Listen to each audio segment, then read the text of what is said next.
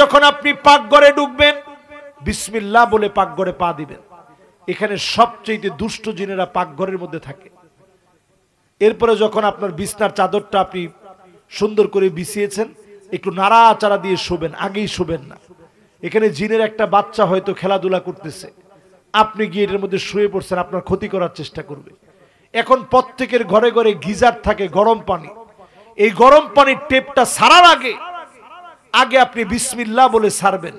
জিনেরা এখান থেকে থাকলে সরে যাবে। হঠাৎ করে গরম তার পানিটা লাগার কারণে জিনের বাচ্চাটা মারা যেতে পারে। যদি মারা যায় তাহলে আপনার ক্ষতি করবে।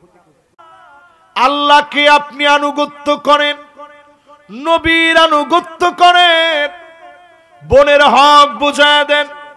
ঘরের ভিতরে ফেরেশতা যায় না, শুধুমাত্র আত্মীয়দের খবর না নেওয়ার কারণে এমন অনেক লোক আছে ঘরের ভিতরে পেশাব জমায় রাখে। বাচ্চারা পেশাব করছে, বাউলুন মুনকাতিআ।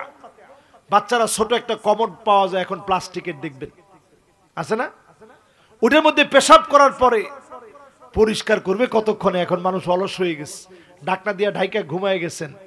আপনি তো জানেনও না এই দুর্গন্ধের কারণে ফেরেশতা প্রবেশ করে না।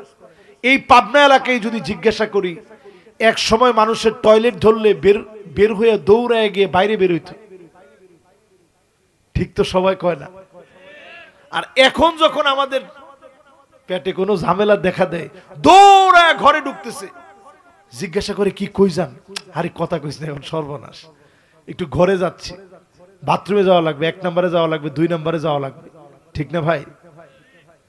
তার মানে চিন্তা করেন মুসলমান, ঘরের ভিতরে প্রত্যেকেরই এগুলা ব্যবস্থাপনা আছে, পরিষ্কার রাখবেন। অ্যাটাচ বাথরুম যেখানে যেখানে আছে পরিষ্কার রাখবেন, নাহলে জিন ধরবে, খারাপ দুষ্ট জিন আপনাদেরকে আসর করবে। 3 নম্বরে, যখন কাটা হাড় এগুলা খাবেন, এগুলা শুকনা জায়গার মধ্যে রাখবেন, ফেরেশতারা আপনার জন্য দোয়া করবে। এগুলা জিনদের রিজিক। জিনরা যখন এগুলার মধ্যে হাত দিবে, আল্লাহ তাআলা রিজিক দিয়ে দিবে। যখন এগুলাতে পানি ঢেলে দিবেন, তার রিজিক আপনি নষ্ট করলেন। এই রিজিক নষ্ট করার কারণে সে আপনার প্রতিশোধ নেওয়ার চেষ্টা করবে। আপনি ধরেন সূরা ইখলাস, ফালাক, নাস ফজরের পরে পড়ছেন, মাগরিবের পরে পড়ছেন, আয়াতুল কুরসি পড়ছেন, আপনারে কিছু করতে পারে নাই। ছোট বাচ্চাটারে ক্ষতি করবে। তারে ক্ষতি করতে না পারলে আপনার স্ত্রী চুলগুলো ছেড়ে দিয়ে শুয়ে আছে, তারে ক্ষতি করবে। এজন্য প্রত্যেকে ঘরটাকে পরিষ্কার রাখবেন, টয়লেটটারে পরিষ্কার রাখবেন। বাথরুমে যখন ঢুকবেন, আল্লাহুম্মা ইন্নী আউযু বিকা মিনাল খুবসি ওয়াল খাবাইস পরে ঢুকবেন। এরপরে যখন আপনি পাকঘরে ঢুকবেন, বিসমিল্লাহ বলে পাকঘরে পা দিবেন। এখানে সবচেয়ে দুষ্ট জিনেরা পাকঘরের মধ্যে থাকে। এরপরে যখন আপনার বিছনার চাদরটা আপনি সুন্দর করে বিছিয়েছেন, একটু নাড়াচাড়া দিয়ে শোবেন, আগেই শোবেন না। এখানে জিনের একটা বাচ্চা হয়তো খেলাধুলা করতেছে, আপনি গিয়ে এটার মধ্যে শুয়ে পড়ছেন, আপনার ক্ষতি করার চেষ্টা করবে। এখন প্রত্যেকের ঘরে ঘরে গিজার থাকে, গরম পানি। এই গরম পানির টেপটা ছাড়ার আগে আগে আপনি বিসমিল্লাহ বলে ছাড়বেন। জিনেরা এখান থেকে থাকলে সরে যাবে। হঠাৎ করে গরম তার পানিটা লাগার কারণে জিনের বাচ্চাটা মারা যেতে পারে। যদি মারা যায় তাহলে আপনার ক্ষতি করবে। রহমতের ফেরেশতা ঢুকেন ওই ঘরের ভিতরে, যেই ঘরের ভিতরে ঝুনঝুনি আছে। কি আছে? এখন ঝুনঝুনি আমাদের ছোট ছোট বাচ্চাদেরকে দেখবেন নূপুর কিনে দেই, নূপুরের ভিতরে দেখবেন ঝুনঝুনি থাকে, ঝুনঝুন ঝুনঝুন করে আওয়াজ হয়।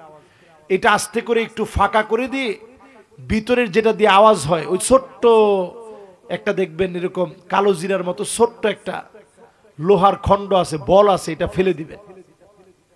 তাইলে আর জিন আপনাকে সমস্যা করবে না। ঘরের ভিতরে রহমতের ফেরেশতা থাকবে।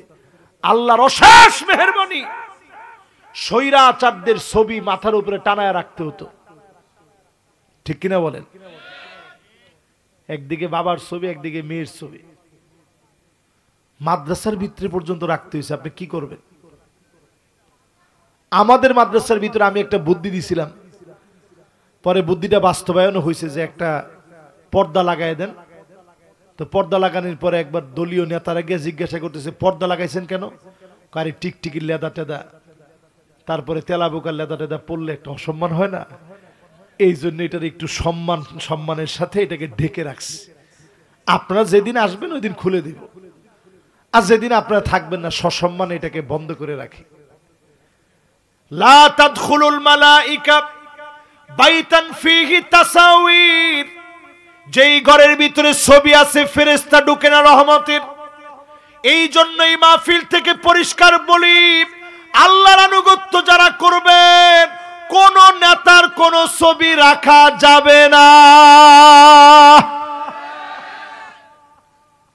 এগুলো কি মানবেন না শুধু খালি শুনবেন? জোরে কোন মানবেন না শুধু খালি শুনবেন?